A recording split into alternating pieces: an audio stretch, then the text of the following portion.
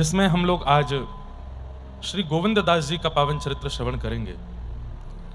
गोविंद दास जिनके प्रति ठाकुर जी का अटूट सख्य संबंध प्रेम भाव रहा।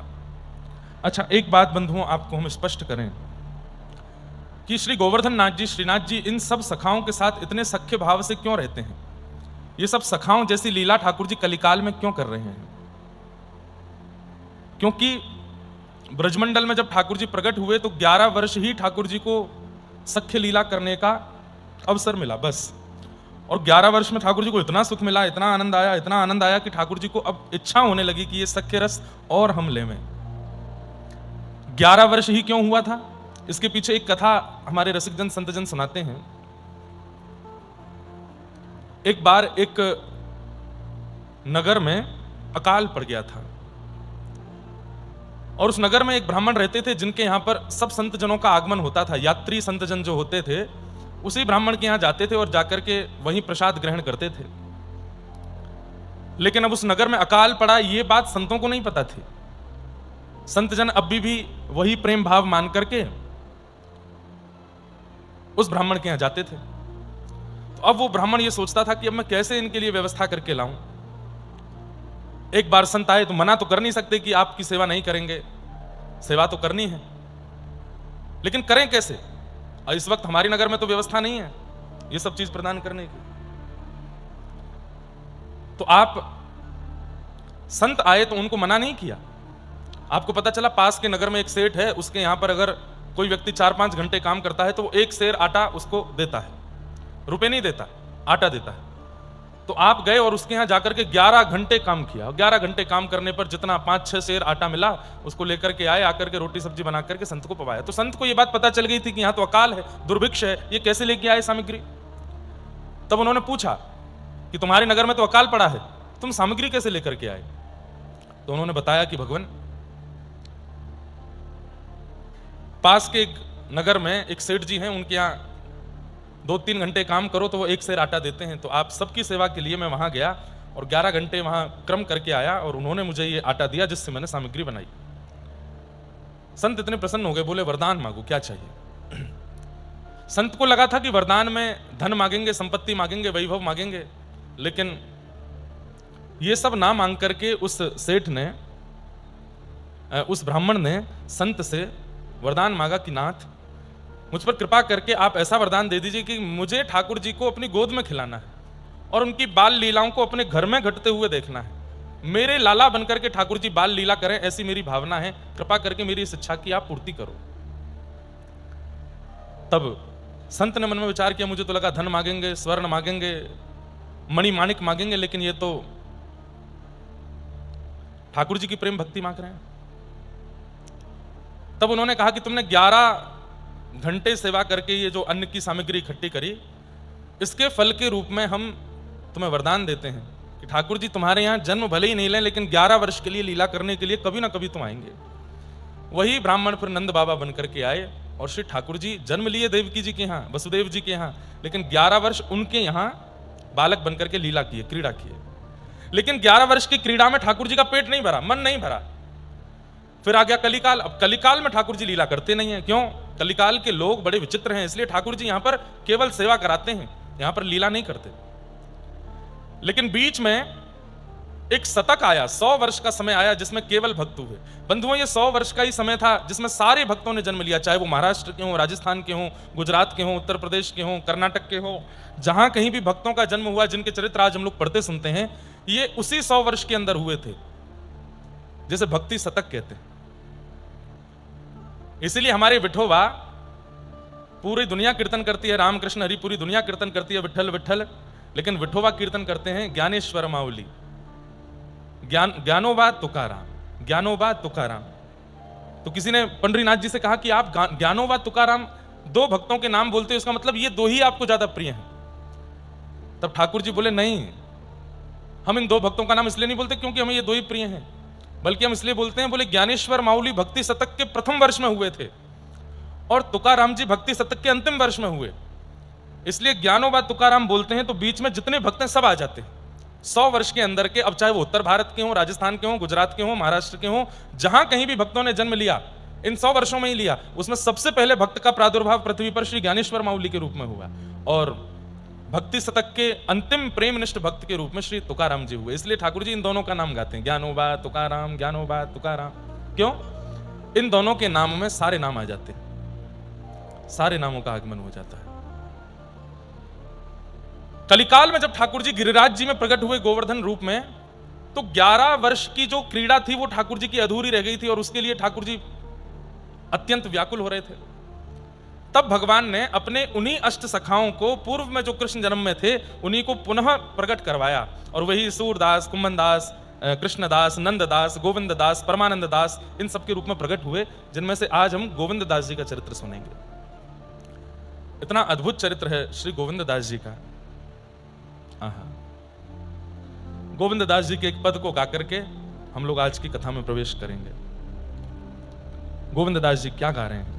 एक से एक अद्भुत पद हैं आपके, लेकिन कुछ पद अति विशेष हैं। एक मैंने कल ही गाया था गोविंददास जी का, प्रियतम प्रीत ही सो पई हैं, लेकिन आज एक बड़ा प्रसिद्ध पद है गोविंददास जी का, उसी से गोविंददास जी का स्मरण करके हम लोग कथा में प्रवेश करेंगे।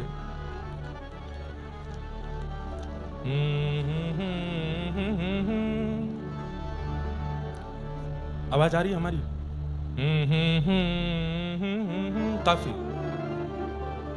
काफी है ना? कहाँ करूं वैकुंठ ही जाए, कहाँ करूं वैकुंठ, सब लोग गाओ।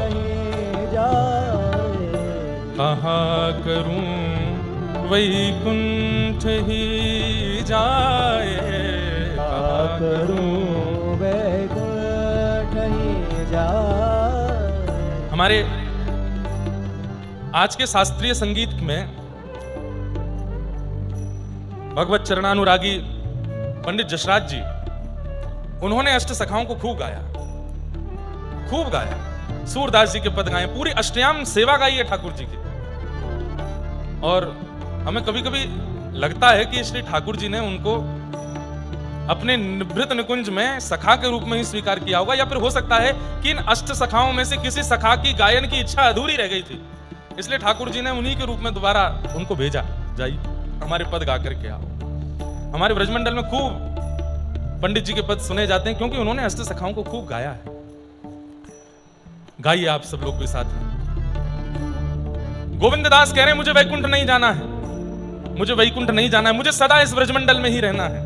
कहाँ करूं वैकुंठ ही जाए, कहाँ करूं वैकुंठ ही जाए, कहाँ करूं वैकुंठ ही जाए, कहाँ करूं जहाँ नहीं नंद, जहाँ नहीं यशोदा, जहाँ नहीं नंद, जहाँ नहीं यशोदा, जहाँ नहीं गोप ग्वाल और गाय, जहाँ नहीं गोप ग्वाल और गाय, कहाँ करूं वैकुंठ ही जाए,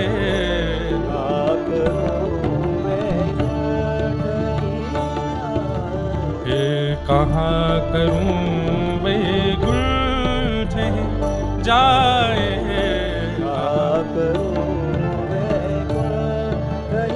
बोलो भक्त वत्सल भगवान की।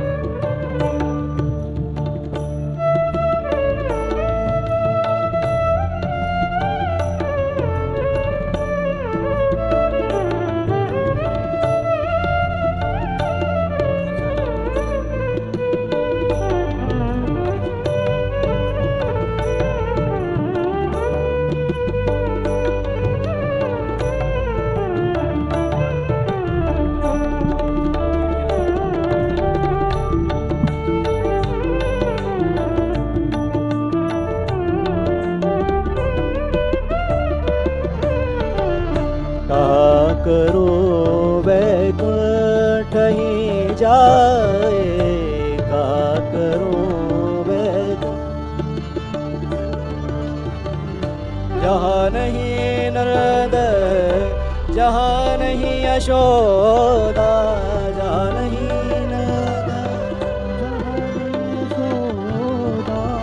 जानही नंद जानही यशोदा जानही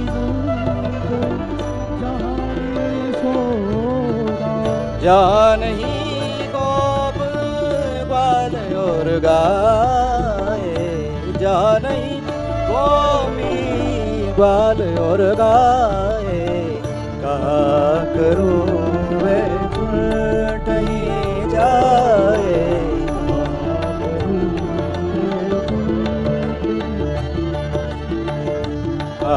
करूं बैकुंठ कहीं जाएगा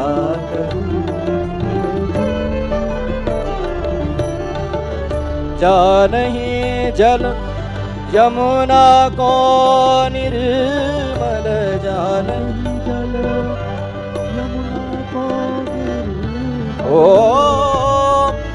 यमुना को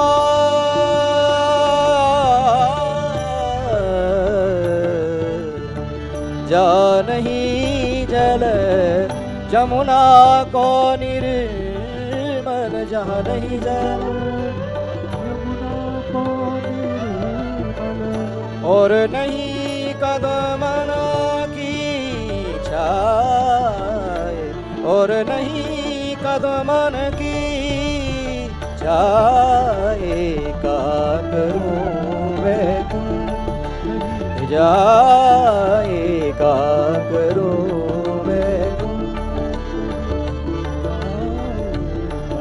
करूं वैकुंठ जाए का करूं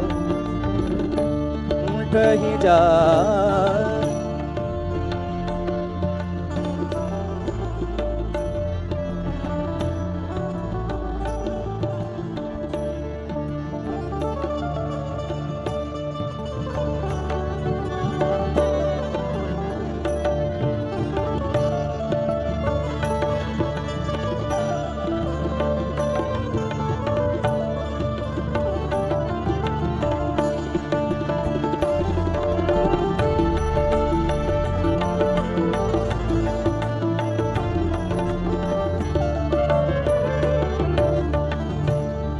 परमानंद प्रभु चतुर ग्वालिनी परमानंद प्रभु चतुर ग्वालिनी परमानंद प्रभु चतुर ग्वालिनी परमानंद प्रभु चतुर ग्वालिनी गोविंद प्रभु तज नंद सुवन को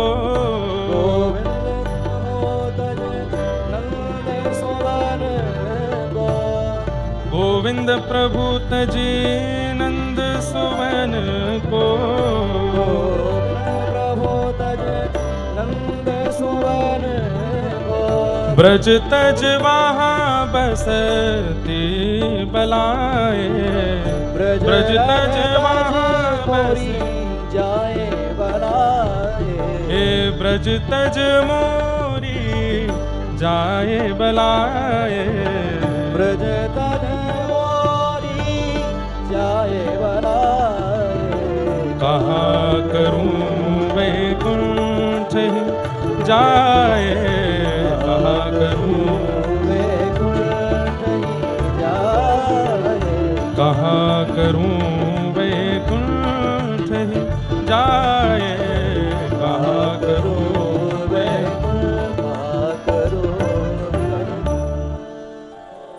ब्रज तज मोरी जाए बलाएं गोविंद प्रभु तज नंद सुवन को। गोविंद दास जी की ऐसी भावना है कि व्रज में आज भी ठाकुर जी विराजमान है और यदि व्रज मिल गया है तो हम इसे छोड़ के वैकुंठ नहीं जा सकते। परमानंद दास और गोविंद दास दोनों की छाप से ये पद मिलते हैं। कई जगह ये बात है भी कि ये परमानंद दास जी का है कि गोविंद दास जी का है, परंतु ग्रंथों में कहीं गोविंद दास जी का भी मिलता है और कहीं परमानंद दास जी का भी मिलता है, तो दोनों के भाव से हम इसको स्वीकार करें। भगवान के श्रीदामा नाम के सखा जो कि किशोरी जी के भैया हैं, वही गोविंद दास जी के रूप में प्रकट हुए। आपका जन्म हुआ और जैसा कि अन्य सखाओं में भी देखा जाता है कि सब में गायन और कवित्व करने की जन्म से ही कला ठाकुर जी ने प्रदान की है। आप में भी वही कला है, आप भी कवित्व भी करते हैं, गायन भी करते हैं। बहुत ध्यान से सुनिए, गायन करते थे, कवित्व भी करते थे, लेकिन मन को संतुष्टि नहीं होती थी। एक प्रसिद्ध गायक के रूप में आपका नाम था पूरे ब्रजमंडल में।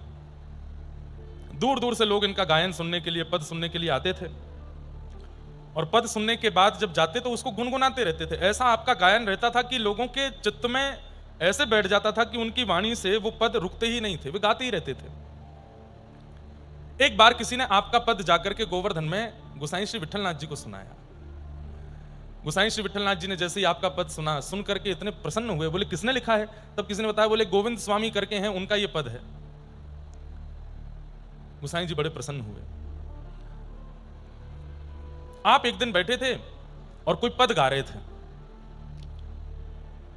और सामने एक रसिक बैठ करके सुन रहा था। आपके पद गाते गाते उस रसिक की स्थिति ये हो गई कि वो झूमने लगा, उसके नेत्रों से अश्रुपात होने लगा, भाव विह्वल होकर के रुदन करने लगा। तो गोविंद दास जी के मन में, ये पहले इनका नाम गोविंद स्वामी था, मैंने कहा ना दास तो ठाकुर जी के चरणों में आने के बाद होते हैं। तो गोविंद स्वामी जी के मन में आया, पद मेरा, शब्द मेरे, स्वर मेरा, गा मैं रहा हूं, और जो स्थिति मेरी होनी चाहिए थी वो मेरी तो हुई नहीं, इसकी हो रही है। ये कैसे संभव हो सकता है? तो गोविंद स्वामी जी ने जब उसके पद विश्राम हुआ तो उससे पूछा, बोले भैया तुम्हारी ये हालत देख करके, तुम्हारा ये भाव देख करके मेरे मन में थोड़ी सी ना जलन हो रही है कि जो स्थिति मेरी होनी चाहिए गायन करने के बाद, वो मेरी तो हुई नहीं, तुम्हारी कैसे हो रही है? ठाकुर जी का सुंदर भाव मैं गा रहा हूं, लेकिन व्याकुलता तुम्हारे मुख पर दिखाई दे रही है, ऐसा क्यों हो रहा है? तब उसने कहा, आप कितना सुंदर गा रहे थे, कितने अच्छे शब्दों का प्रयोग कर रहे थे। गोविंदास जी बोले, वो तो पता मुझे भी है, लेकिन वैसी भावुकता मुझे क्यों नहीं हो रही जैसी तुमको हुई? तब उसने कहा कि मेरे सदगुरु की कृपा है, ये मेरे गुरुदेव की कृपा है। आपके शब्द मेरे कानों में पड़ते हैं, मुझे दृश्य दिखने लगता है, श्याम सुंदर दिखने लगते हैं, सामने बैठे कुछ गा रहे हैं, कुछ कह रहे हैं, ऐसा अनुभव होने लगता है। गोविंद दास जी बोले, ये अनुभव अगर मुझे करना हो तो? बोले, अगर आपको ये अनुभव करना है तो आपको गुरुदेव की शरण लेनी चाहिए। बोले, आपके गुरु कौन हैं? बोले, मेरे गुरु गोसाई श्री विठलनाथ जी, वल्लभाचार्य महाप्रभु के शिष्य। गोसाई श्री विठलनाथ जी मेरे गुरु हैं। गोविंद दास जी की इच्छा हुई कि मैं उनकी शरण में चलूं, और आप गोसाई श्री विठलनाथ जी की शरण में आए, सन्मुख आकर के बैठे। गोसाई श्री विठलनाथ जी ने इनको जैसे ही देखा, देखते ही बोलने लगे, बिल्कुल ऐसे जैसे कितने जन्मों से एक दूसरे को जानते हो। अरे गोविंद, कैसे हो भैया तू? गोविंदास जी बोले, मैं तो पहली बार आपसे मिला हूं, आपको मेरा नाम कैसे पता? बोले, तेरो नाम बस हमको पता है, कई लोगों ने आके हमको बताया कि ब्रजमंडल में एक बहुत सुंदर कविता करवे वालो एक गायक है, नाम है वाको गोविंद दास।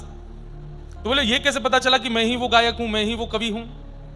बोले, तू आयो, आकर के मेरे सामने बैठो, तो बस तुमको देख करके मुझको अनुभव है गयो। गोविंदास जी ने कहा, बस मेरी एक ही इच्छा है कि आप कृपा करके अब मुझे शरणागति प्रदान करो।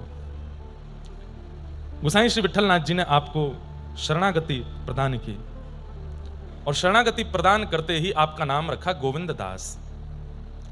आहा, ठाकुर जी के मधुर दर्शन कराए। नवनीत प्रिया लाल जी का सुंदर दर्शन करके गोविंद दास जी झूम उठे, आनंदित हो गए। इतनी सुंदर झांकी देख करके आपने ठाकुर जी की बाल लीला का सुंदर पद गाया, और उस पद में भाव ऐसा था कि गोविंद दास जी कह रहे हैं कि अभी नेक्से से हैं तो इतने हमारे चित्तवृत्ति पर असर कर रहे हैं, ये बड़े हो जाएंगे तो थोड़े सुगड़ हो जाएंगे तो और कितने सुंदर लगेंगे गोसाई जी। ये अभी छोटे से ऐसी लीला कर रहे हैं, इन्हें बड़े हो जाएंगे तो इनकी लीला कैसी होयो करेगी। गोसाई श्री विठलनाथ जी बड़े प्रसन्न हुए कि अब गोविंद दास को नित्य लीला का दर्शन होने लगा। एक बार की बात है, गोविंद दास जी गोकुल में, यशोदा घाट है यमुना जी का, वहां बैठ करके कुछ गा रहे थे, और जैसे ही गा रहे थे उसी समय क्या देखते हैं कि सांवरा सलोना बदन है और सांवरे सुंदर छोटे से लाला और चलते हुए आए और गोविंद दास के सामने आकर के बैठ गए। प्रत्यक्ष दर्शन हुआ।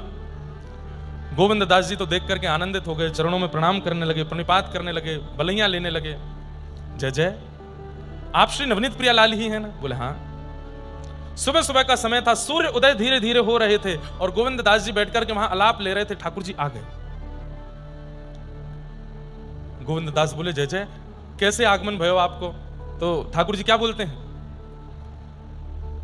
मैं गानों सीखना चाहूं और आपको गायन सुन के मेरे मन में इच्छा है रही है कि मैं आपसे अब गानों सीखूं, मुझको गानों सिखाए दो। गोविंद दास बोले जय जय, आपको कहाँ आवश्यकता है, आप तो सब गुणों की खान हैं, आपके मुख से स्वर निकले ये तो बहुत दूर की बात, जब आप चलते हैं तो आपकी नूपुर ध्वनि, आपके अंग के जितने भी आभूषण आदि हैं, इन सबसे ही वेद ध्वनि प्रकट होने लग जाती है, आपकी श्वास श्वास से वेद ध्वनि प्रकट होती है, आपको राग सीखने की क्या आवश्यकता है? अरे ना, वो वारे राग ना गाने मोकू तो वो वारे गाने। बोले कौन से? बोले जब मैं रास करवे जाऊं ना तो वहां पे सबरी सखी ऐसो अलाप ले करके गामे, प्रिया जी ऐसी सुंदर अलाप तारी करके गामे, मोकू मन में बड़ी गिलानी होवे, मैं क्यों ना गा पा रहा हूं इनके जैसो। गोविंद दास, तुम्हारे पास बहुत सुंदर स्वर है, तुम मोकू गानों सिखाए दो। तो गोविंद दास जी सामने बैठे और ठाकुर जी छोटे से लाला बनकर के बिल्कुल उनके सामने आकर के बैठ गए और ठाकुर जी ने कहा अब मैं नित्य आया करूंगा यही समय पे, और नित्य तुम मोकू गायन सिखाओगे। कोई स्वच्छंद कल्याण राग भी होता है, केवल कल्याण राग होता है, केवल कल्याण राग। कुछ सुना दीजिए आप कल्याण, क्योंकि यहां पद में यही है कि गावत कल्याण राग। ठाकुर जी कल्याण राग से सीखना प्रारंभ कर रहे हैं गोविंद दास जी से। माइक कृष्णा जी को पहुंचाओ, हमको तो नहीं आता, आप सुना दीजिए। हाँ, कोई अभंगी सुना दीजिए या कुछ भी पंचपदी का ही कोई भाव सुना दो। हाँ, ये कल्याण राग है। कल्याण राग में ठाकुर जी गाना प्रारंभ किए हैं, मतलब सीख रहे हैं श्री गोविंद दास जी से।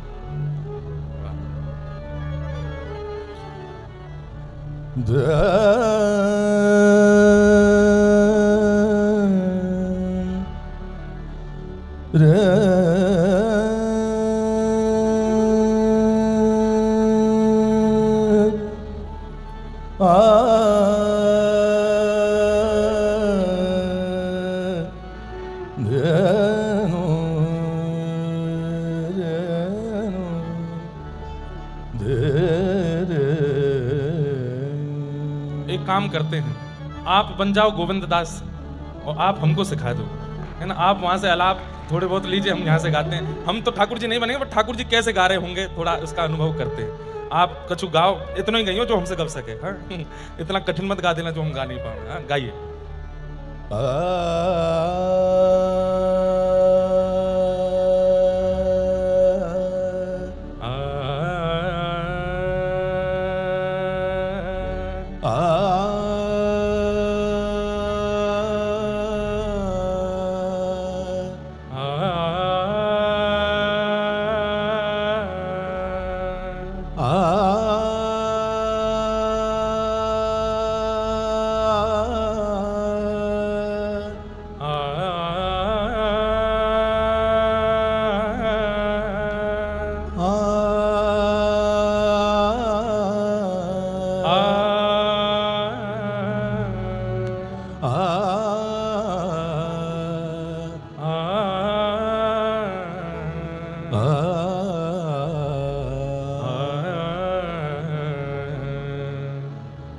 रानी तेरो चिरजियो गोपाल, रानी तेरो चिरजीवो गोपाल, गोपाल चिरजियो गोपाल, रानी तेरो चिरजियो गोपाल। गोविंद दास जी ऐसे सिखाते थे, लेकिन ये अच्छे गुरु जी हैं, सिखा के कुछ कहे नहीं, लेकिन गोविंद दास जी डांट रहे हैं बीच बीच में ठाकुर जी को। पद में ऐसा वर्णन आता है कि श्री गोविंद दास जी जब आलाप लेते हैं तो ठाकुर जी पीछे कान पे हाथ धर के आलाप गाते हैं। छोटे से लाला जब आलाप गाते हैं तो आलाप में कुछ त्रुटि करते हैं, और जैसे ही त्रुटि करते हैं तो श्री गोविंद दास जी आंख खोल कर कहते हैं नहीं ऐसे नहीं, दोबारा गाओ, फिर से आलाप लेकर के आओ। और फिर गोविंद दास जी सिखाते हैं, फिर ठाकुर जी वैसे ही आलाप लेते हैं, फिर त्रुटि करते हैं, फिर गोविंद दास रुक जाते हैं, जब तक ठीक नहीं गाओगे आगे नहीं सिखाऊंगा।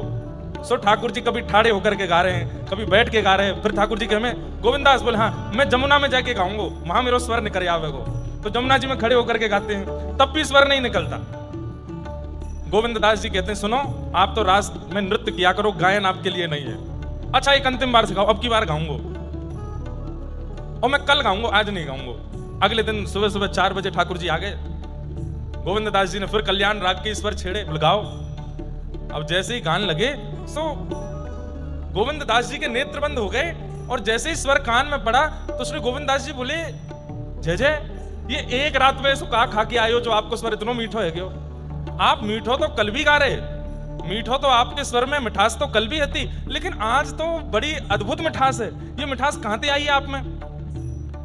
ठाकुर जी बोले, मैंने रात भर रियाज किया, आज रात भर गायो है, या हमारे ऐसी मिठास आ गई। बोले नहीं, दोबारा गाओ। अभी तो मैंने आंख बंद करके सुनी, अब मैं खोल के देखूंगा। तो जैसे ही खोल के देखने लगे तो ठाकुर जी ऐसे गलो हिला में करके गा में। लेकिन तभी गोविंददास जी ने कान लगा करके सुनी तो आवाज तो किसी वृक्ष के पीछे से आ रही है, और आप दौड़ करके गए, जाकर के देखा तो वहां श्री किशोरी जी बैठ करके गा रही हैं। ठाकुर जी किशोरी जी को लेकर के आए हैं, और ये मना के लाए हैं कि गोविंददास मुंह को सिखाना रहे हो है, और मुंह पे आगे गव नहीं रहो है। तो किशोरी जी बोली, आप तो बस मुंह चलाइए, पीछे तो मैं गा दूंगी। तो आज गोविंददास गवा रहे हैं, ठाकुर जी मुंह चला रहे हैं, और पीछे वृक्ष के खड़े होकर के किशोरी जी गा रही हैं। गोविंददास इस लीला का दर्शन करके तो न्योछावर हो गए ठाकुर जी पर, श्री जी पर, इस सुंदर भाव पर। अरे मैं क्या वर्णन करूं अब इस भाव का, मैं क्या वर्णन करूं, मुझ पर जो कृपा आपकी हुई है।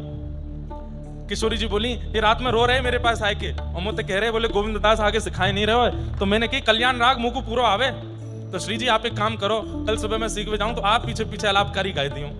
ठाकुर जी बैठ करके केवल मुंह चला रहे हैं, किशोरी जी गा रही हैं। तो फिर गोविंददास ने दोनों बैठाए, और अब देखिए गोविंददास पर कृपा। गोविंददास आलाप ले रहे हैं और किशोरी जी गा रही हैं बिल्कुल जैसा गोविंददास गा रहे हैं। और ठाकुर जी दोनों को देख करके जब गाते हैं तो फिर दोनों डांट रहे हैं ठाकुर जी को, किशोरी जी भी और गोविंददास भी। ऐसे नहीं, ऐसे गाओ, ऐसे नहीं, ऐसे करो। तो फिर ठाकुर जी कह रहे, एक ही डांट व्यवहारो भलो, अब तो दो है गए हैं, यहाँ तो ये डांटे वहां वो। और कई बार ठाकुर जी सही स्वर लगा भी देते हैं, गोविंददास कहते हैं हाँ हाँ ठीक है, लेकिन किशोरी जी के नहीं नहीं नहीं ठीक नहीं लगा, दोबारा लगाओ। किशोरी जी के डांट से और ज्यादा ठाकुर जी ऐसे हो जाते हैं। ऐसा अद्भुत भाव वहां चल रहा है।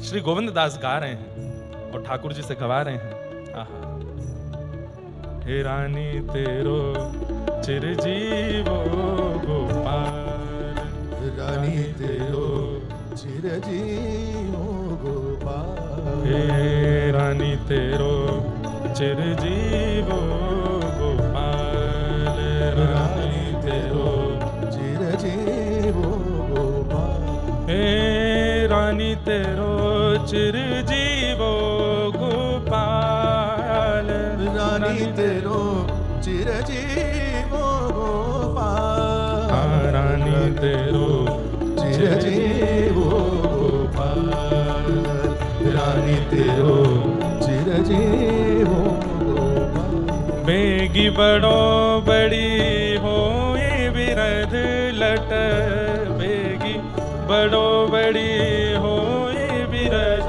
लट, महरी मनोहर बाल,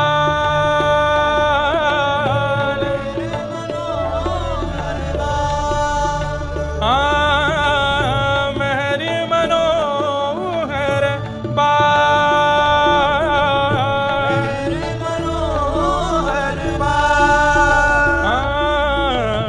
बेनी मनोहर मनोहर बाल, हे रानी तेरो चिरजीवो गोपाल, रानी तेरो चिरजीवो गोपाल, रानी तेरो चिरजीवो गोपाल, रानी तेरो चिरजीवो गोपाल। सूरदास जी का पद है, उपज पर्यो यह कूखी भाग्य बल, उपज पर्यो यह कूखी भाग्य बल, समुद्र सीप जैसे लाल, समुद्र सीप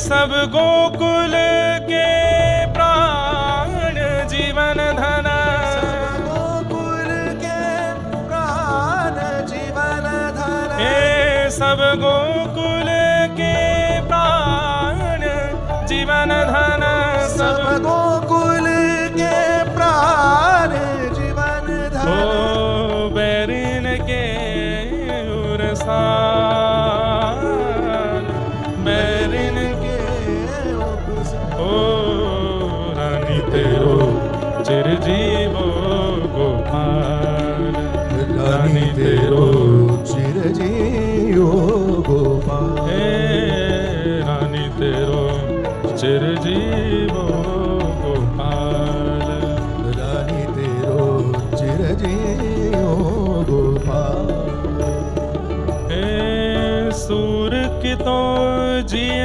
सुख पावत है, सूर की तो जिय सुख पावत है, सूर की तो जिय सुख पावत है, सूर की तो जिय सुख पावत है, निर्खत श्याम तमाम,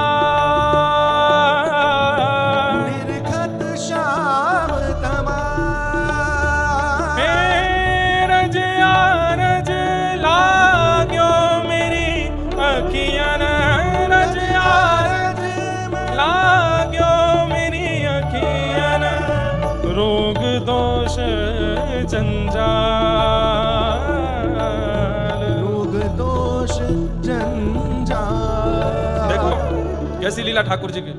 गोविंद दास जी से हमने सीखना शुरू किया, अब हमें सिखाने लगे। इन्होंने प्रारंभ कराया, अब हम पूरा ही गा दिए। बीच बीच में आप ताने तराने कुछ तो गाओ, थोड़ी तो फीलिंग आवे कि गोविंद दास सिखा रहे हैं ठाकुर जी को।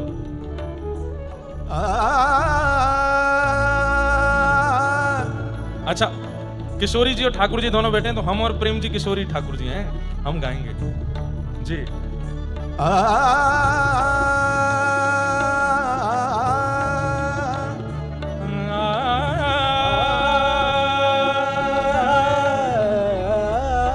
मैंने ठीक गाया, और किशोरी जी ज्यादा गा रही हैं कछु।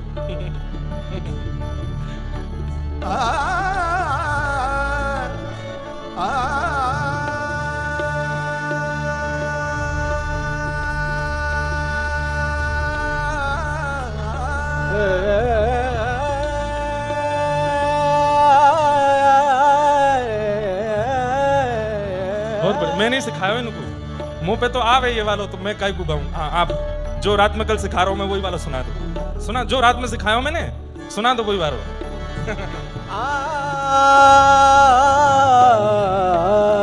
बोले लाडली लाल की जय, श्री गोवर्धन नाथ की जय, श्री गोविंद दास की जय।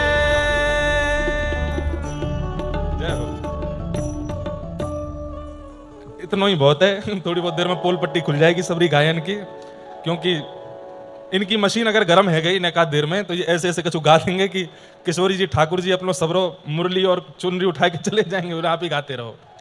लेकिन अद्भुत है। गोविंद दास जी से संगीत सीखने जाते हैं ठाकुर जी। अब एक दिन यशोदा घाट पर श्री गोविंद दास जी गा रहे थे, और तभी गुसाई श्री विठलनाथ जी का वहां से निकलना हो रहा था, और गुसाई जी ने तुरंत गोविंद दास की ओर देखा। रियाज कर रहे हैं, सुबह सुबह का समय है, रोज ही करते थे, तो कोई ऐसा विशेष ध्यान नहीं दिया था।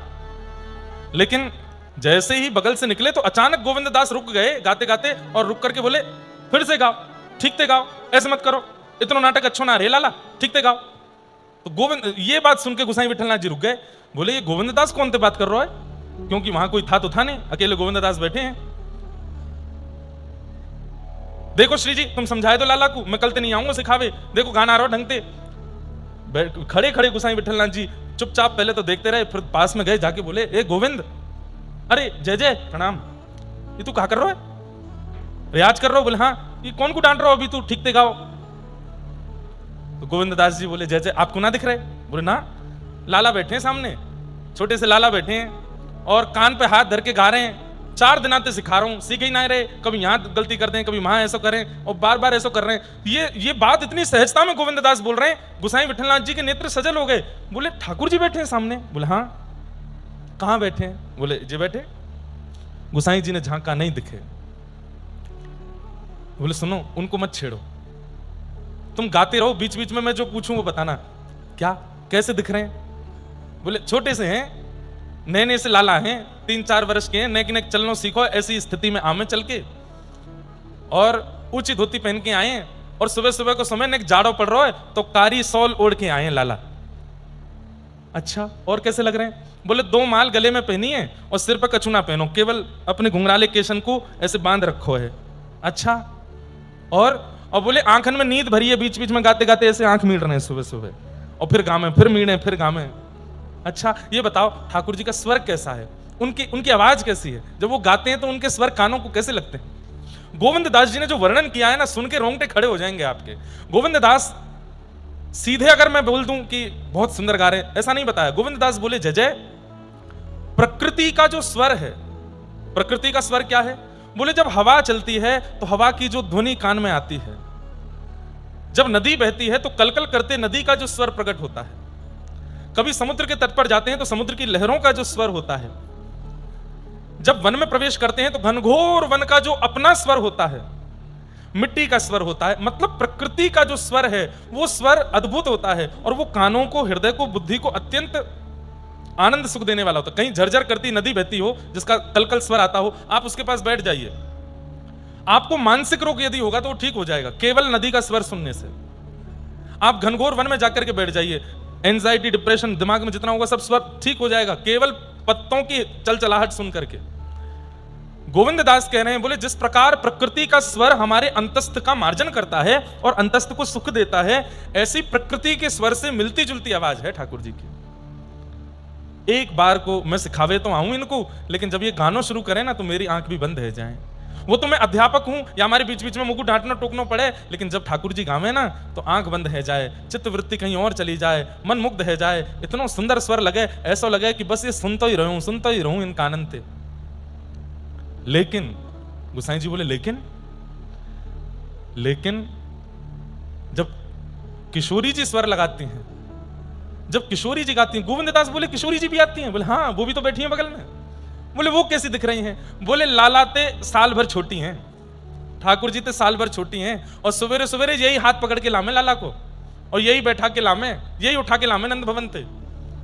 अच्छा, और किशोरी जी कैसा गाती हैं? बोले किशोरी जी जब गाती हैं, कभी यहां ब्रह्मा प्रकट हो जाते हैं, कभी यहां इंद्र प्रकट हो जाते हैं, कभी यहां सरस्वती प्रकट हो जाती हैं, कभी यहां सारे देवता प्रकट हो जाते हैं। किशोरी जी का गायन होते ही यमुना जी का प्रवाह रुक जाता है, श्री यमुना जी मंत्रमुग्ध होकर प्रकट हो जाते हैं, सूर्य चंद्रमा आकाश से प्रकट हो जाते हैं, सारे लोगों के सब देव, सब ऋषि, सब जन यहां आकर के कान लगा करके केवल वृक्षों के पीछे छुप करके किशोरी जी का स्वर सुनने लगते हैं। ऐसा सुमधुर स्वर है। गोसाई श्री विठलनाथ जी ने गोविंद दास जी के सिर पर हाथ रखा, बोले गोविंद तुम कितने भाग्यशाली हो, ठाकुर जी की लीलाओं का सबको अनुभव हुआ है, लेकिन जैसा अनुभव तुम कर रहे हो ऐसा अनुभव कोई नहीं कर रहा। गोविंद ऐसा कभी कुछ मत करना कि ठाकुर जी तुम्हारे सामने लीला करना बंद कर दें, सदा ये लीलाएं करते रहो। और सुनो, हाँ मेरी योग्यता होगी तो मैं देखूंगा। गोसाई विठलनाथ जी को तो दिखती थी लीला, लेकिन फिर भी बोले तुम आकर के मुझे बताते रहा करो और क्या लीला करते हैं, ठीक है? बोले जी। गोविंद दास इस प्रकार ठाकुर जी को संगीत सिखाते हैं, और ठाकुर जी संगीत सीखने जाते हैं। ऐसे गोविंद दास जी एक दिन ठाकुर जी ने इनसे कही, आज मैं और तू छुपन छुपाई खेलेंगे। क्या खेलेंगे? छुपन छुपाई। एक दिन बताई थी ना हमने कि एक छुपता है और दूसरा 10 तक गिनती गिनता है, और 10 गिनती हो जाने के बाद फिर ढूंढने जाता है कहां छुपे हो, और ढूंढ लेता है। तो फिर जिसको पहले ढूंढ लेते हैं उसकी बारी आती है ढूंढने की। तो ठाकुर जी बोले ए गोविंद सुन। बोले हाँ, तू गिनती कर और मैं जा रहा हूं छुपवे। ये बंधुओं कब की बात है? ये भी 400 वर्ष के आसपास पुरानी बात है, गिरिराज जी की बात है। जब श्रीनाथ जी गोवर्धन में विराजते थे तो दोपहर के समय 12 बजे के लगभग मंदिर बंद होते हैं आज भी वृंदावन में सारे। उस समय पर ठाकुर जी मंदिर से बाहर निकल के गोविंद दास का हाथ पकड़ के खेलने जाते थे, और ये किसी को नहीं दिखता था, बस गोविंद दास को ही दिखता था। तो आज ठाकुर जी बोले मैं और तू छुपन छुपाई खेलेंगे हैं? तो ठीक है गोविंदा, पहले तू 10 तक गिनती गिन और मैं छुप रहा हूं। तो गोविंद बोले ठीक है, 1 2 3 4 5 6। गोविंददास एक जगह जाकर के ऐसे गिनती गिन रहे हैं और ठाकुर जी कहीं दूर वन में बिल्कुल कदम्ब के वृक्ष के ऊपर ऊंची डाली पर जाकर के चुपचाप बैठ गए। गोविंददास की ढूंढने की बारी आई। सब लोग इधर देखो, यहां देख के सुनो। गोविंददास की ढूंढने की बारी आई तो गोविंददास इतने चतुर, वो ढूंढ नहीं रहे तो सूंघ रहे हैं।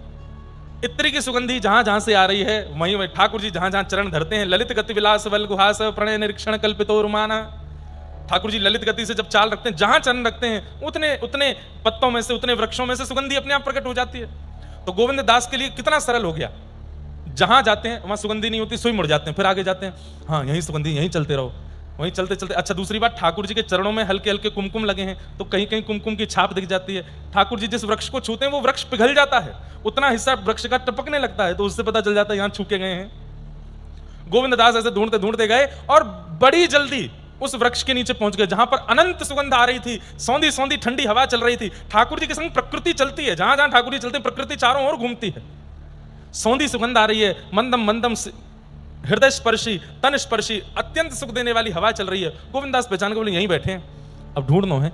गोविंददास ने नजर घुमाई और जैसे ही ऊपर देखे तो ऊपर ही ठाकुर जी बैठे थे, जैसे यहां बैठे हैं वो बैठे हैं ना, ऐसे ही बैठे थे ठाकुर जी। लाला मिल गो। ठाकुर जी रिसिया के उतर के अब तो कैसे मिल जाऊं मैं कहूं ना ढूंढे, मैं इतनी दूर जाके छिप जाऊं तब भी मुझको कहीं ना कहीं तो जाके ढूंढ ही लेवे, तो को कैसे पता चल जाए, मैं कह को बताऊं मुझे कैसे पता चले, मुझे तो पता चले। अब सुनो, बात मत घुमाओ, जाओ गिनती करो, अब मैं छुपूंगा तुम ढूंढो। ठाकुर जी बोले ठीक है मैं जा रहा हूं। ठाकुर जी गए, जाए करके 1 2 3 4 5 गिनती करने लगे। गोविंददास जी चटपट एक वृक्ष के ऊपर चढ़ के जाके बैठ गए। ठाकुर जी ने 10 तक गिनती गिनी, 10 गिनती गिनने के बाद देखी कहां है। बोले अब धूप पड़ रही है, दोपहर को समय है, अब या गोविंददास को ढूंढना पड़ेगा, जन कहां जाके छुप गए होगा। एक काम करूं, बोले कहा या कुछ छुपो हिंदू में जाके सो रहा हूं। और ठाकुर जी गए मंदिर में जाके रजाई ओढ़ के सो गए, और वहां गोविंददास बैठे, ठाकुर जी आ रहे होंगे, ठाकुर जी आ रहे होंगे। 4 बज गए शाम के, और 4 बजने का मतलब है उत्थापन, ठाकुर जी के मंदिर खुलते हैं सब जगह। गोविंददास अब तक छुपे ही बैठे हैं और पसीना पहुंच रहे हैं, बार बार आ रहे होंगे, जय जय आ रहे होंगे। यहां नहीं आ पा रहे, थोड़ा पास चलो जाऊं, ज्यादा दूर आ गया लगूं, जय जय लाला, कहीं ज्यादा दूर चले गए दिखे तो और पास चले गए, अरे जय जय जल्दी ढूंढ लो मुझको। और ठाकुर जी की तरफ से कोई प्रत्युत्तर नहीं आवे। इतने में ही संध्या के उत्थापन के दर्शन खुल गए मंदिर में, और टन टन टन घंटे की आवाज बजी। गोविंददास जी बोले ये तो मंदिर खुलवे को ध्वनि है रही है। अच्छा तो मतलब मैं यहां छुपा बैठा हूं, खुद जाके मंदिर में दर्शन दे रहे हैं भक्तन को, अभी बताऊं। इतने में ही गोविंददास हाथ में छड़ी लिए और बोले आज नहीं छोड़ूंगा या लाला को, आज बताऊंगा। और श्रीनाथ जी मंदिर की ओर जाने लगे। यहां गोसाई जी विठलनाथ जी ठाकुर जी की आरती कर रहे हैं, ठाकुर जी खड़े हैं, मंद मंद मुस्का करके ठाड़े हैं। गोसाई जी विठलनाथ जी आरती कर रहे थे। अचानक से ठाकुर जी को याद आई कि अरे मैं तो गोविंद को वन में छोड़े आया हूं, वो अभी तक मेरी बाटी निहार रहा होगा। तभी ठाकुर जी ने ध्यान लगा के देखी कहां है गोविंद, तो देखी वो तो छड़ी लेके मार भी आ रहा है। सोई ठाकुर जी खड़े खड़े कटकटाने लगे, कटकटाने समझते हैं, घबराने लगे, ऐसे हाथ पर कांपने लगे ठाकुर जी के। तो अब आप लोग सुनकर के आश्चर्यचकित होंगे, ठाकुर जी के साथ ऐसा कैसे हो सकता है, हो रहा है। ठाकुर जी सख्य भक्ति में प्रवेश कर गए, सख्य भाव में प्रवेश कर गए। सख्य भाव में परमात्मा भाव नहीं रहता फिर उनका, वो सखा बनते हैं तो पूरे पूरे सखा बनते हैं, वो लाला बनते हैं तो पूरे पूरे लाला बनते हैं, हमारी आपकी तरह नहीं। दत्त धाम में किसी वैदिक गुरु जी से कह दिया कि हम आपके पुत्र हैं, अब जब जब दत्त धाम आ रहे हैं तब तो पुत्रवत व्यवहार कर रहे हैं, दत्त धाम से जाके फोन भी नहीं कर रहे, ऐसे नहीं है ठाकुर जी। ठाकुर जी अगर किसी से संबंध बनाते हैं तो पूर्णतया निभाते हैं, और उसमें बिल्कुल भी झलक नहीं आने देते कि वो परमात्मा है। इस बात की कि बीच बीच में कहीं बोलने लग जाएंगे मैं तो परमात्मा हूं, तुम मेरे संग ऐसे कैसे कर सको ना, सखा है तो पूरे पूरे सखा हैं। ठाकुर जी घबराने लगे। गोसाई जी ने देखी, तुरंत पर्दा कियो, मंदिर बंद कियो। जय जय कहां भय हो, आप इतने घबरा क्यों रहे हैं, इतने डर क्यों रहे हैं। सो ठाकुर जी बोले गोविंद आ रहा है, गोविंददास आ रहा है, छड़ी लेके आ रहा है, और मुझको बहुत डांटेगो, मुझको बहुत मारेगो। अरे जय जय ऐसे कैसे मारेगो, आप परमात्मा हो, आप जगत नियंता जगदाधार हो, श्रीनाथ हो आप। अरे ना है, सबके काज हूं, बाको तो सखाऊं ना, वहां पे पूरा अधिकार है, देख आवे वार हो, अभी द्वार पे आके मुझको डांटेगो, मुझे बात डर लग रहा है। आपने कहा कियो, बोले मैंने कछु ना कियो ऐसा तो जबरदस्ती लड़वे आ रहा हो मुझे, आप जाके या को बाहर ही रोक दो। गोविंददास बाहर आकर के खड़े हो गए, और वहां गोविंददास का एक शब्द गाया उन्होंने, दाव ले आयो भाज गमार। ठाकुर जी को गमार कह रहे हैं, गमार का मतलब पता है? जो पढ़ा लिखा नहीं होता उसको गमार बोलते हैं, जो अनपढ़ गमार ऐसे बोलते। तो ठाकुर जी को गोविंद दास बोल रहे हैं, दाव ले आयो भाज गमार, कभी तो निकसे को बाहर, ऐसी दूंगो मार। भीतर बैठो है मंदिर में जाके, मैं यहीं बैठो रहूंगा, कभी तुम बाहर आवेगो, और जब बाहर आवेगो तभी ये छड़ी लेके भागूंगा तेरे पीछे। इतने में गोसाई विठलनाथ जी भीतर से निकल के आए। गोविंद, सो गोविंदास जी खड़े, जय जय प्रणाम। कहा कर रहे हो? ठाकुर जी की स्तुति करनी चाहिए, वंदना करनी चाहिए, तू यहाँ द्वार पे खड़े है कि गमार कह रहे हो ठाकुर जी थे? गोविंदास बोले, जय जय गुरु जी, आप सो एक प्रार्थना। बोले, कहा आप मेरे और लाला के या भाव के बीच में मत आओ, है आपकी कृपा से, आपकी कृपा से ही ठाकुर जी मेरे संग सख्य लीला कर रहे हैं, पर मैं ना चाहूं कि आप या बीच में दखलंदाजी करो, बिल्कुल मत आओ, मुंह को बात करन दो लाला से। अरे कभी कभी यूं भी तो विचार कर लेकर कि वो परमात्मा है। बोले, ये विचार अगर गुरु जी करवाएंगे तो फिर सख्य विचार नहीं बनेगा। अगर परमात्मा का विचार करना है तो फिर सख्य भाव नहीं रख पाऊंगा मैं, मुझे परमात्मा भाव में ही रहने दीजिए। देख तेरे कारण जय जय घबरा रहे हैं भीतर। बोले, घबरान दो, काम ऐसो किया इन्हें, घबरावे वारो, घबरान दो। दाव ले आयो भाज गमार, कभी तो निकसे को बाहर, ऐसी दूंगो मार। ठाकुर जी चुपचाप भीतर ही बैठे हैं। गोसाई जी इतने प्रसन्न हो रहे हैं, बोले गोविंद के संग कितनी लीला करते हैं ठाकुर जी। एक दिन भीतर श्रीनाथ जी का श्रृंगार कर रहे थे और गोविंद दास बाहर बैठ करके कीर्तन गा रहे थे। ये नित्य का नियम होता था, जब जब ठाकुर जी का श्रृंगार होता है तब तब कीर्तनिया बाहर बैठ करके कीर्तन गाते हैं ठाकुर जी का। आप गा रहे थे, राजत दंपति कुंज महल में, राजत दंपति कुंज महल में, राजत दंपति कुंज महल में, राजत दंपति कुंज महल में। गोविंद दास जी जब पद गायन भी करते थे ना ठाकुर जी के सन्मुख, तो इस भाव से करते थे कि मेरो सखा अपनी प्रियतमा के संग बैठो है, लाडली जी मेरे सखा की प्रियतमा है। वहां भी सख्य भाव ही रखता है उनका, परमात्मा भाव नहीं रखते हैं। अब देखो ये तो कहने की बात है, पर मन में किंचित ये भाव तो है कि ये परमात्मा है, पर उस परमात्मा भाव को आने नहीं देते हैं, सख्य भाव की ही प्रधानता रखते हैं। श्रृंगार कर रहे हैं गोसाई विठलनाथ जी और बाहर बैठे बैठे गोविंद दास गा रहे हैं, हे राजत दंपति कुंज महल में, राजत दंपति कुंज महल में, बनिठन बैठे एक सेज पे, बनिठन बैठे एक सेज पे, तारे भुजाया परस्पर गल में, तारे भुजाया परस्पर गल। कैसे बैठे हैं? दोनों श्रृंगार करके एक दूसरे के गले में गलवैयां डाल करके बैठे हैं। यहां किशोरी जी ठाकुर जी के गले में, ठाकुर जी किशोरी जी के गले में। अब सबको क्या दर्शन हो रहा है? श्रीनाथ जी खड़े, पर गोविंद दास को क्या दिख रहा है? दो दंपति बैठे हैं, किशोरी जी और ठाकुर जी गले में गलवैयां डाले बैठे हैं। गोसाई श्री विठलनाथ जी श्रृंगार कर रहे हैं, उनको भी वह दर्शन नहीं हो रहा है जो गोविंद दास को बाहर बैठ करके हो रहा है। बंधुओं, कैसी अद्भुत लीला है कि जिन गोसाई जी ने दीक्षा दी है, जिन गोसाई जी ने शिष्य बनाया है गोविंद दास को, उन गोसाई जी को वो अनुभव नहीं हो पा रहा है जो उन्हीं के शिष्य गोविंद दास को हो रहा है। और किसकी कृपा से? गोसाई जी की कृपा से। कृपा में कितना बल है कि उस कृपा का आस्वादन गोसाई जी स्वयं नहीं कर पा रहे हैं, जो कृपा गोसाई जी की गोविंद दास पर हो रही है। अद्भुत है। हाँ, दोनों बैठे हैं और क्या कर रहे हैं?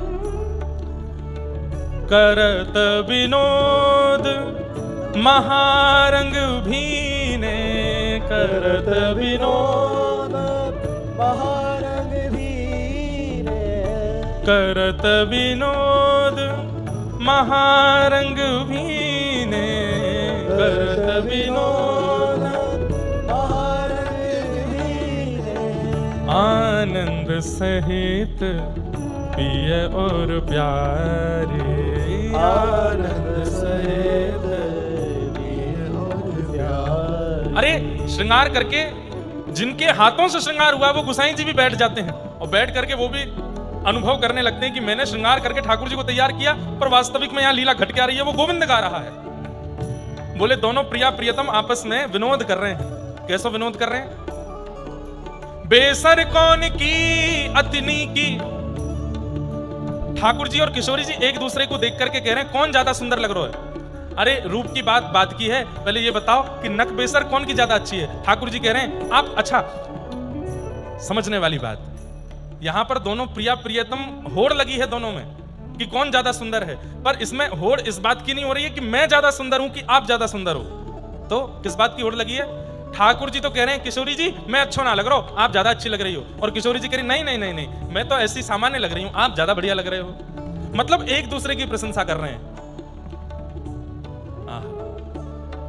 और गोविंद दास दर्शन करके गा रहे हैं। श्रृंगार करके स्वयं गोसाई विठलनाथ जी आए, उनको वो अनुभव नहीं हुआ जो गोविंद दास दिखा रहे हैं। बोले आप तो श्रृंगार कर आए, अब दोनों में हट छिड़ गई है, कौन ज्यादा बढ़िया लग रहा है। तो बोले कहा कह रहे हैं मैं ज्यादा अच्छा लग रहा हूं। बोले नहीं, ये नहीं कह रहे कि मैं अच्छा लग, ये कह रहे हैं आप ज्यादा अच्छे लग रहे हो। और किशोरी जी कह रही हैं आप ज्यादा अच्छे लग रहे हो। एक दूसरे की प्रशंसा कर रहे हैं। गोविंद दास कहाँ लगी बरनो,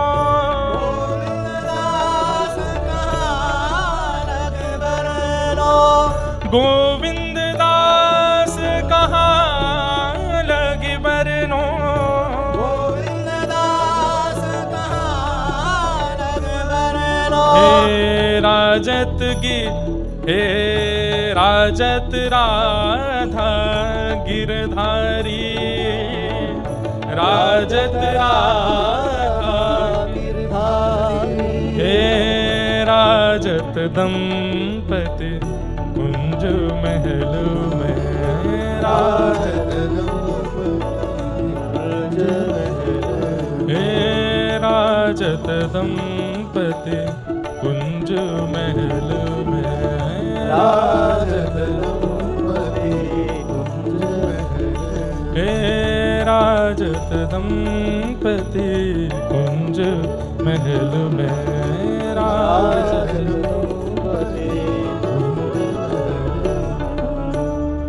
ऐसे गोसाई श्री विठलनाथ जी की कृपा से गोविंद दास पर ठाकुर जी अति अनुग्रह करके अपना अनुभव कराते हैं। इतनी लीलाएं हैं गोविंद दास जी के साथ की ठाकुर जी की, कहां तक उसका वर्णन करें। एक बार ठाकुर जी के संग वन में खेल रहे थे और तभी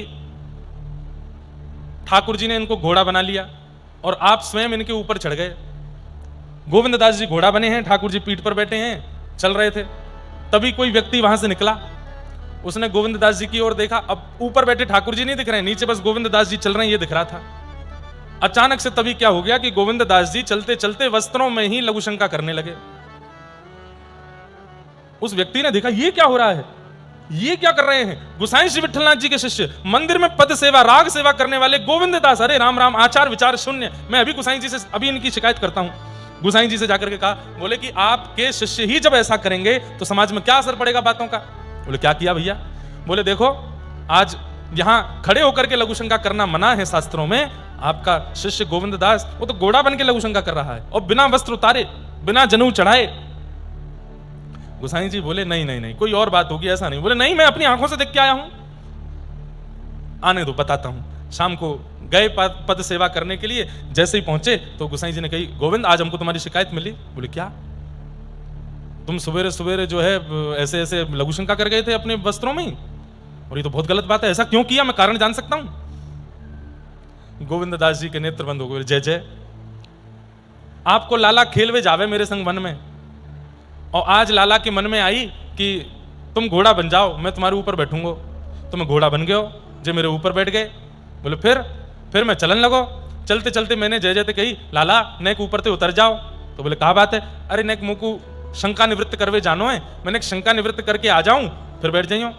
तो आपको लाला बोला, हम बे तेने आज तक कभी कोई घोड़ा ऐसे देखी है? घोड़ा चलते चलते पूछता हो, ओ भैया स्वामी नेक उतर जा, मैं लघु शंका करके आऊं। घोड़ा तो चलते चलते कर जावे, और तू मुझसे पूछ के जावे को। अरे घोड़ा बनो है तो घोड़ा की तरह रहे। गोसाई श्री विठलनाथ जी बोले फिर कहा, मैंने भी यही सोची, मैं गोविंद दास नहीं हूं, मैं घोड़ा ही हूं। भैया घोड़ा पूछ के ना जावे, मैंने भी नहीं पूछी, मैंने भी वस्त्र नहीं उतारे, वहीं कर गए। गोसाई श्री विठलनाथ जी ठाकुर जी के आगे गए। बोले सारे वेदों का निर्माण आपने किया, सारे आचार विचार नियम आपने, और सबसे ज्यादा आप ही तोड़ते हो, सब जगह क्या करवाते हो लीला। बोले कि अब ये मेरे प्रेम की लीला है, और जहां प्रेम भाव प्रकट हो जाए वहां तो सारे नियम टूट जाएं। जहां नियमों का पालन हो रहा हो वो प्रेम कैसा। जहां कभी कभी प्रेम अत्यंत बढ़ जाने पर नियम तोड़ दिया जाता हो, वही तो प्रेम है। मुझे आज भी स्मरण है, मास कथा का क्रम जब हुआ था यहां पर, तो एक दिन खूब रंग हुआ, खूब आनंद हुआ, और पूज्य महाराज जी ने उस दिन ऐसे हाथ आगे किया। मैं तो घबराऊं, मैंने महाराज जी, बोले लाओ, और आपने ऐसे हाथ पकड़ करके यहाँ खूब नृत्य किया, ऐसे फुगड़ी की। राधा कृष्ण महाराज जी भी थे साथ में, हम दोनों का स्पर्श करके महाराज जी ने नृत्य तो कराए, पर उस दिन चंदा तारे सब दिख गए थे हमको, क्योंकि उस दिन ऐसा लगा कि भाई कोई अत्यंत तपोनिष्ठ व्यक्ति आपका स्पर्श कर दे, और आपका तप यदि उस योग्य का ना हो तो हो ही तो जाते हैं, और फिर हम लोग तो एक चक्कर में बस हो जाते हैं। महाराज जी तो एक बार मोह घुमा में, फिर एक बार राधा कृष्ण जी को घुमा में, फिर मोह घुमा में, हमको स्मरण में है। फिर बीच में एक बार मैं वहां बैठ के पानी पी रहा था, फिर राधा कृष्ण जी बोले अब आपकी बारी है, मैं पानी पीऊं, और महाराज जी अकेले घूमते ही जा रहे थे। लेकिन उस दिन ये नियम तोड़ना नहीं होता, ये प्रेम का प्रदान करना होता है। आपका स्पर्श का इतने वर्षों का नियम, लेकिन आप अपने प्रियजनों को स्पर्श कर देते हैं, क्यों? क्योंकि प्रेम में नियम तोड़ दिया जाता है, अत्यंत प्रेम में। कल रात्रि हम लोग गुरुजी के यहाँ प्रसाद पाने गए थे, तो वहाँ हमारे विकास गुरुजी बता रहे थे कि महाराज जी से कुछ वर्ष पहले एक बालिका ने पूछा कि आप बोलते क्यों नहीं हैं और आप किसी का स्पर्श क्यों नहीं करते हैं, इसके पीछे कारण क्या है? इतना सुंदर उत्तर लगा, मैं कल खूब गदगद हो गया था ये उत्तर सुन के। तो महाराज जी ने उत्तर दिया, ये आप लोगों को बताने की बात है, और जो जनमानस कथा लाइव भी सुन रहे हैं उनको भी पता चले आचार्य चरणों की स्थिति क्या है। तो आपसे किसी ने पूछा आप स्पर्श क्यों नहीं करते, आप मौन क्यों रहते हैं, तो महाराज जी ने उत्तर दिया, आज के कलिकाल में, आज के भयावह कलिकाल में भगवान के नाम के अलावा कुछ भी बोलना अब उचित नहीं है अपने कल्याण के लिए, इसलिए संसारी विषय वार्ताएं करना उचित नहीं है। इसलिए हमने ये नियम लिया है कि हम किसी से नहीं बोलेंगे और हम केवल भगवत वाणी बोलेंगे। इतना सूक्ष्म चिंतन हम नहीं कर सकते। आज के इस विषयी कलिकाल में भगवान के नाम से अधिक सुंदर कुछ और बोलने लायक बचा नहीं है। दुनिया के लोग क्या क्या नहीं बोल रहे हैं। कभी कभी सोशल मीडिया खोल करके देखते हैं तो लगता है कि क्या हो गया है। आजकल अगर आप गाली दे करके नहीं बोलते, अपशब्द नहीं बोलते, आजकल के आधुनिक गानों में यदि गालियां नहीं होती हैं तो वो गाने चलते नहीं हैं। बिना गालियों वाले गाने हैं तो आपका गाना साल 2 साल में 1 आध लाख पहुंच जाएगा, 1 आध लाख लोग सुनेंगे। और आपने भर भर के गालियां किसी गाने में गा दी हैं तो वो एक दिन में 1 करोड़ लोग सुन लेंगे उसको। सोच रहे हैं आप, समझ रहे हैं कि किस दिशा में हम लोग पहुंच चुके हैं। कहां पर प्रधानमंत्री जी कभी कहते हुए दिखते हैं नारी सशक्तिकरण के बारे में, नारी रक्षा के बारे में, नारी सुरक्षा के बारे में। इतना नारियों का रक्षण करने के लिए सरकार बोलती है। हमारे शास्त्र कहते हैं कि नारियों का सम्मान जहां नहीं होता उस घर में देवता तो क्या, पितृ भी उस घर का तर्पण स्वीकार नहीं करते जहां नारियों का सम्मान नहीं होता है। और आज सबसे ज्यादा गालियां मातृ और बहन के रूप में ही दी जाती है। और हम लोग यहां पर सरकार से अपील कर रहे हैं, हमारे यहां पर माताएं सुरक्षित नहीं है, बहनें सुरक्षित नहीं है, बेटियां सुरक्षित नहीं है, और खुद ये भाई लोग जब गाली देने पर आते हैं तो सब कुछ एक कर देते हैं। सारी गालियां मां को ही दी जाती हैं, सारी गालियां दीदी बहनों को ही दी जाती हैं। कितने गंदे गंदे शब्दों का प्रयोग करते हैं। और सबसे बड़ी बात, बोलने वाला तो है ही, सुनने वालों को भी वही सुनने में सुख मिल रहा है। और इनमें केवल पुरुषों का दोष नहीं है, आजकल की नव युवतियां भी इसमें बहुत आनंद लेती हैं, बहुत प्रसन्न हो रहे हैं। हाँ हाँ, कितनी अच्छी वाली गाली दी, ये कोई बात है? तब महाराज जी ने, अब ये तो आज की बात हम देख रहे हैं, महाराज जी ने तो वर्षों पहले नियम ले लिया कि अब इस संसार में बोलने लायक वस्तु या बोलने लायक कुछ बचा नहीं है भगवान के नाम के अलावा। इसलिए मौन हो गए, केवल भगवान नाम कभी कभी बोलते हैं। मैंने एक बार स्वर सुना था महाराज जी का, महाराज जी को भी स्मरण नहीं होगा कि जब मास कथा हो रही थी तो अचानक से गोदावरी जी में जल आया था और पूरा दत्त धाम इतना आनंद में आ गया था। मुकुंद काका भी थे साथ में, आप भी शायद गोविंद काका की उस दिन आए थे। तो हम लोग सब लोग गए थे नीचे गोदावरी स्नान करने, महाराज जी भी आए। तो जब मुकुंद काका स्नान कर रहे थे तब महाराज जी ने उनके पीछे खड़े होकर के एक बार कहा था दिगंबरा, तो मैं वहीं पास ही खड़ा था। तब मैंने बस स्वर पहली बार महाराज जी का सुना और वो स्वर इतना अद्भुत था। ये महाराज जी को संकुचित करने के लिए महाराज जी को नहीं बोल रहे हैं, आप सबके बीच अपने भाव बता रहे हैं। महाराज जी ने उत्तर दिया कि अब इस संसार में बोलने लायक कुछ बचा नहीं है भगवान नाम के अलावा, इसलिए हम मौन रहेंगे, केवल भगवान नाम बोलेंगे, इसलिए मौन है। फिर प्रश्न हुआ कि आप किसी का स्पर्श क्यों नहीं करते? इसका उत्तर सुन के तो मैं रात में बड़ा प्रसन्न हुआ। आपने उत्तर दिया कि जिस अंग को ठाकुर जी का स्पर्श प्राप्त हो गया हो, उस अंग को अब संसार के किसी स्पर्श की इच्छा नहीं है। जिस देह को ठाकुर जी ने छू दिया है, या जिस देह ने ठाकुर जी को छू लिया है, अब उससे संसार के जीवों को छूने की इच्छा नहीं होती, इसलिए स्पर्श की इच्छा नहीं।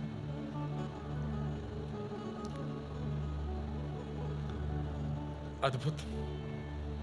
और यह बात बिल्कुल सत्य है। ठाकुर जी अगर आपको छू देंगे तो फिर उस स्पर्श सुख का, उस स्पर्श सुख की तुलना संसार की कोई वस्तु नहीं कर पाएगी। और वह स्पर्श सुख सदा आपकी स्मृति में रहे, आप नहीं चाहोगे कि वहां कोई और छुए। एक बार एक प्रेमी कहीं बैठा था, तो उसकी प्रियतमा आई और उसके बगल में बैठ करके केवल उसके ऐसे हाथ रखा जंघा पर, और वो हाथ थोड़ी देर रख के वार्ता करके वो चली गई। थोड़ी देर बाद उसका मित्र आया, और मित्र आकर के जैसे ही बगल में बैठा और हाथ रख, तो उसने हाथ, इधर हाथ मत रख, इधर रख ले। बोले इधर क्यों नहीं रखूं? यहां अभी अभी मेरी प्रियसी ने मुझे स्पर्श किया था, मैं चाहता हूं कि ये स्पर्श सदा मेरे को अनुभव में रहे। अरे कैसे कैसे लोग संसार में, ये संसारी प्रेम करने वाले लोगों के व्यवहार ऐसे होते हैं। उस वस्त्र को धो नहीं रहे हैं जिस वस्त्र को हमारे प्रियतम ने छू दिया है। जिस वस्त्र से हमारे प्रियतम की सुगंध आ रही है उसको धो नहीं रहे कि सदा ये सुगंध आती रहे। ये तो संसारी प्रेम है। लेकिन जिस तन को, जिस मन को, जिस बुद्धि को ठाकुर जी ने छू दिया हो, कौन चाहेगा कि उस तन को अब कोई और छुए? इसलिए महाराज जी ने स्पर्श नियम लिया कि हम किसी का स्पर्श नहीं करेंगे, क्योंकि श्री दत्त प्रभु ने इस तन को छू दिया है, अब ये उन्हीं का है।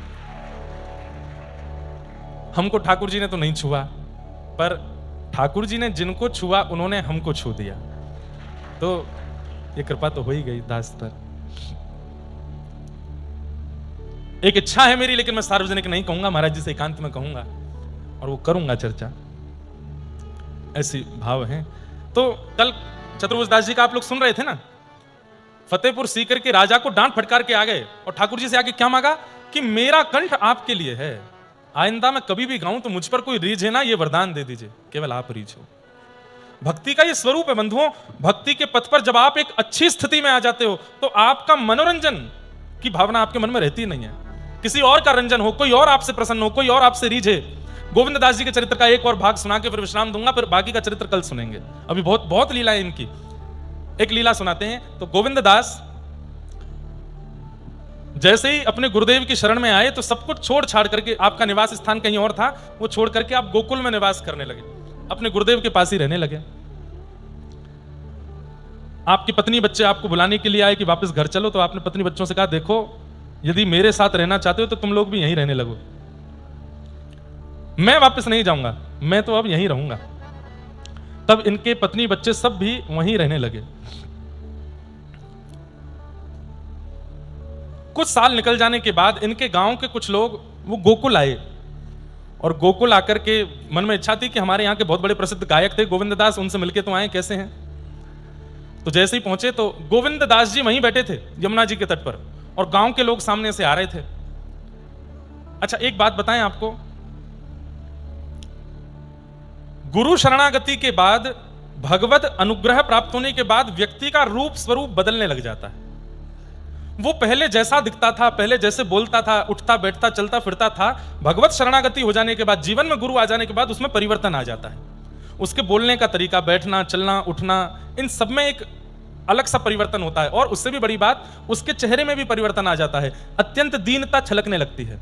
आपने पता नहीं देखा कि नहीं कभी ऐसे किसी को, पहले महासंसारी था और अचानक से भगवत भक्त हो गया। एक प्रमाण मैं दे सकता हूं जो शायद आप लोगों ने देखे हों। हमारे बरसाने में विराजमान परम पूजनीय प्रातस्मरणीय श्री विनोद बिहारी दास बाबा, दर्शन किए तो बहुत अच्छी बात है, नहीं किए तो करने चाहिए। विनोद बिहारी दास बाबा पहले वो सितार वादन करते थे, और बंगाल में बाबा की अपने मुख से सुनाई हुई घटना, अभी कुछ दिन पहले मैं बैठा था, रात्रि में 1 बजे की बात बाबा बता रहे थे। बाबा ने एक सुंदर मंदिर का निर्माण वहां हो रहे हैं, तो उसमें एक दिन के प्रवचन के लिए बुलाया था। तो मैं रात में 1 बजे पहुंचा, 1 बजे ही बैठ गए मुझे लेके, और मुझसे बात करते करते बोले पहले हम संगीतज्ञ थे, बंगाल का शरीर है उनका, बोले हम संगीत में सितार वादन करते थे और बड़े बड़े हमारे कार्यक्रम होते थे। खूब धन मिलता था, खूब यश वैभव मिलता था, जिसके कारण संसारी सारे विषय चित्त में आ गए थे। घर परिवार के लोग मनाते मनाते हार गए, सब छोड़ छाड़ करके हम एकांत में रहते थे, केवल अपना संगीत का कार्यक्रम करना, खूब धन लेना और खूब विषय में खूब प्रवृत्ति। मैंने कहा फिर बाबा ये परिवर्तन कैसे आया? बोले बस बैठे बैठे एक दिन मन में आया कि आज तेरे पास क्या है? धन है, संपत्ति है, पर अपना कहने वाला ना तो कोई संबंधी है ना कोई मित्र है।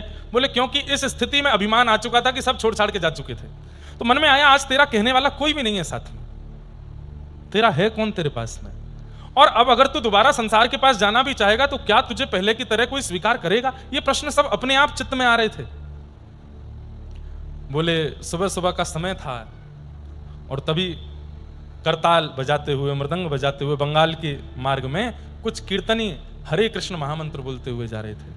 हरे कृष्ण कृष्ण कृष्ण हरे हरे, हरे राम राम राम हरे, कीर्तन करते हुए जा रहे थे। बोले वो ध्वनि कान में ऐसी पड़ी, बोले इतनी बार वो कीर्तन पड़ा था। वो सुबह सुबह कीर्तन की आवाज आती थी, कभी ऐसे बैठता था, कभी तकिया रख लेता था, कभी बंद करता था, ये सुनाई ना दे। लेकिन आज वो कीर्तन जब कान में पड़ा, नेत्र बंद हो गए। और बोले वो कीर्तनी दूर जा चुके हैं, लेकिन मेरे चित्त में वो स्वर घूमता रहा, घूमता रहा, घूमता रहा, घूमता रहा। अब उठ के चलते फिरते, बैठते, नहाते, खाते, हंसते, पीते, जागते, बस वो कीर्तन। और मैं संकोच करूं कि ये क्या हो रहा है मेरे साथ। और बस वो दिन, उसके बाद विषय छूट गया, विकार छूट गए, वासनाएं छूट गई, सब छूट गए। बस इच्छा हुई कि अब चलो, और सब छोड़ के गुरु शरणागति ली, सब त्याग करके बरसाने आ गए। और तब से श्री जी के शरण में है। क्या कहेंगे इसको? पहले का स्वरूप महाराज जी दिखाते हैं, उसमें वो पता ही नहीं लगता है। क्यों? क्योंकि संसारिक स्वरूप था ना, तो पूर्ण उसी भाव में थे। और ठीक 1 साल बाद ही जब पूर्ण विरक्त और वृंदावन आ गए, तब का चित्र महाराज जी ने दिखाया। तो नेत्रों में दीनता दिख रही है, अत्यंत दीन, अत्यंत सरल, अत्यंत सहजता, सब अनुभव हो रही है। भगवत सामीप्य प्राप्त होने के बाद, भगवत शरणागति होने के बाद यदि दैन्य नहीं आया है तो इसका मतलब भगवत शरणागति हुई नहीं है। दैन्यता सबसे बड़ा लक्षण है, और वो नेत्रों में, वाणी में, स्वभाव में, व्यवहार में, बुद्धि में, विचार में दैन्यता दिखने लगती है। हमारे दत्त धाम के जितने भी परिकर के लोग हैं, उनमें दैन्य अटूट है। दैन्य की खान कह दूं तो कोई कम नहीं है, ऐसा दैन्य। परिक्रमा कर रहे होंगे, भयंकर धूप पड़ रही है, जैसे ही देखे महाराज जी आ रहे हैं तुरंत दंडवत कर लेंगे, बड़ी दीनता से बात करेंगे, बड़ी दीनता से कोई भी बात का उत्तर देंगे। दैन्य कितना है! और ये दैन्य इस बात का प्रमाण है कि आपकी गुरु शरणागति और भगवत शरणागति अच्छे से हो गई है। और गुरु शरणागति, भगवत शरणागति के बाद भी सिर ऊपर है, झुकने में आलस आ रहा है, उठने में आलस आ रहा है, नियम करने में आलस आ रहा है। किसी भी प्रकार की बात विकार को कोई अपशब्द कह देता है तो क्रोध में भर जाते हैं, तुरंत आ जाते, मुझसे कैसे कह दिया, मेरे ईगो पे बात। ये ईगो वाली बात भक्त के चित्त में रहती नहीं है, वो ईगो को नष्ट कर चुका होता है। तो गोविंद दास बैठे थे और आपके गांव के सब लोग आए, तो गोविंद दास के आव भाव चेहरे से पहचान ही नहीं पाए कि ये गोविंद दास हैं। क्यों? अत्यंत दीन हो गए हैं। अरे भैया हम पास के उस गांव से आए हैं, हमारे गांव का एक व्यक्ति गोकुल में रहता है। तो गोविंद दास जी बोले क्या नाम है उसका? बोले उसका नाम है गोविंद स्वामी। आपने उसको देखा?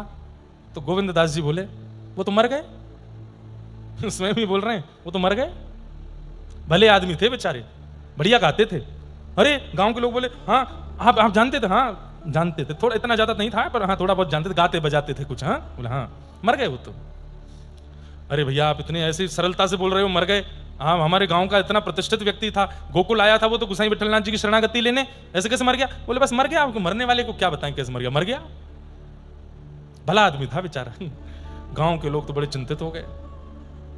एक ने कही, एक आदमी से पूछ के, मुझे तो ये सिर फिरा लग रहा है, किसी और से पूछते हैं। बोले किसी और से क्या पूछें, सीधे गोसाई विठलनाथ जी के पास चलते हैं, उन्हीं से पूछते हैं। गोसाई जी विठलनाथ जी के चरणों में गए और बड़े दीन दुखी से हो गए गांव के लोग। गोसाई जी बोले कहां से आए हो? बोले पास के गांव से आए हैं। बोले अच्छा, हमारे गांव का एक व्यक्ति आपकी शरणागति के लिए आया था। अच्छा क्या नाम था? बोले गोविंद स्वामी। अच्छा हाँ हाँ हाँ, वो पधार गए? गोसाई विठलनाथ जी बोले किसने कहा पधार गए? नहीं नहीं नहीं, वो कहां पधारे?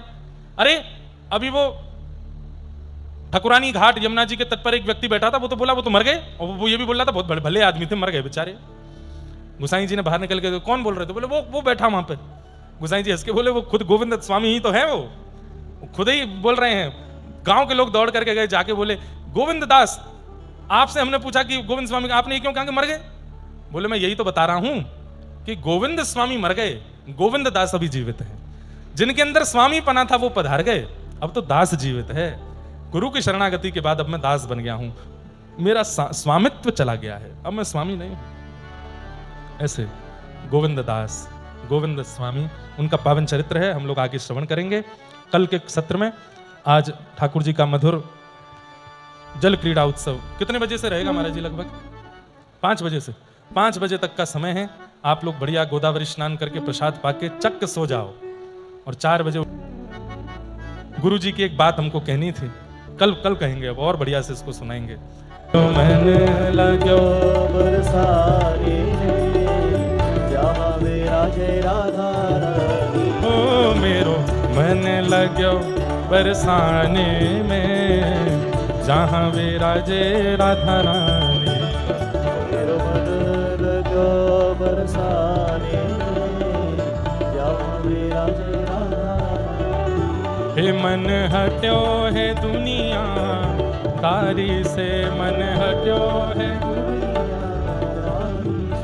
मन हट्यो है दुनिया दारी से, मन ओ जहाँ बहे खारा पानी,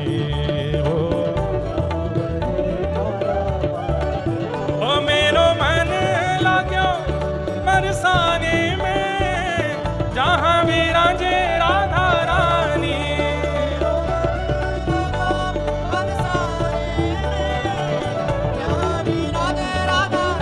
बोलो वृषभानु दुलारी की।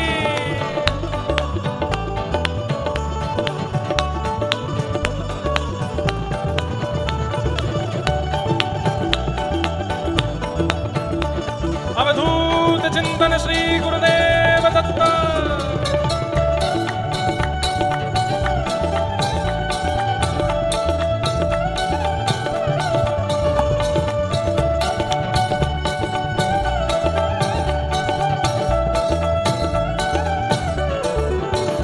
मुझे दुनिया से नहीं कोई काम, दुनिया से नहीं कोई काम, हे मुझे दुनिया से नहीं कोई काम, मुझे दुनिया से नहीं कोई काम। हो मैं तो जपू राधा राधा नाम, मैं तो जपू राधा राधा, ओ जय राधे राधे, जय राधे राधे, श्री राधे राधे, राधे राधे, वृषभानु दुलारी, राधे राधे, कीरत सुत प्यारी, राधे राधे, ओ जय राधे राधे, राधे राधे, श्री राधे राधे। राधे राधे, मुझे दुनिया से नहीं कोई काम, मुझे दुनिया से नहीं कोई काम। ओ मैं तो जपू राधा राधा नाम, तो जप राधा राधा नाम, दर्शन करूं सुबह शाम, दर्शन करूं शुभ शाम। ओ मेरे मन में विराज श्याम दीवानी, मेरे मेरे मन में विराजे श्याम दीवानी, ओ मेरे मन में विराज श्याम दीवानी, मेरे मन में विराजे श्याम दीवानी। ओ जहाँ विराजे राधा रानी, ओ जहाँ विराजे राधा रानी, ओ मेरो मन लाग्यो बरसाने में जहाँ विराजे राधा रानी। मेरो मन लगो बरसाने में जहाँ विराजे राधा रानी। हो मुझे दुनिया से नहीं लेना देना, मुझे दुनिया से नहीं लेना देना, हे मुझे दुनिया से नहीं लेना देना। मुझे दुनिया से नहीं लेना देना। ओ ये जगत है एक सपना, ये जगत है एक सपना, ये जगत है एक सपना, ये जगत है एक सपना। ओ यहाँ कोई नहीं अपना, ओ यहाँ कोई नहीं अपना,